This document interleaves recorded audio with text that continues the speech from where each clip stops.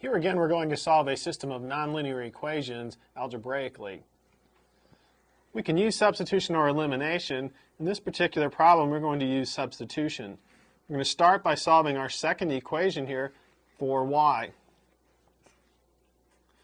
We're going to get y is equal to x plus 1. And we're going to go ahead and substitute that into our first equation for y. So we're going to get 2 times x plus 1 quantity squared minus 3x squared is equal to 5. If we go ahead and square this out, we'll have 2 times x squared plus 2x plus 1, and then minus 3x squared is equal to 5. This gives us 2x squared plus 4x plus 2 minus 3x squared is equal to 5. This will give us negative 2x squared, negative x squared plus 4x, and then we'll have minus 3 is equal to 0.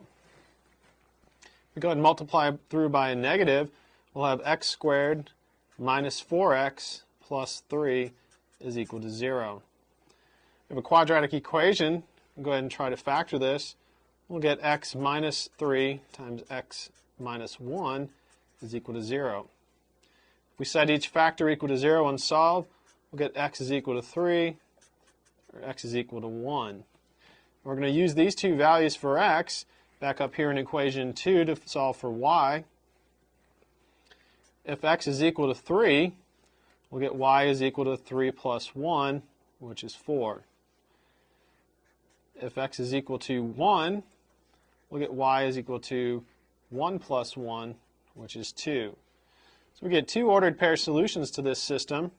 Our solutions will be 3, 4, and 1, 2.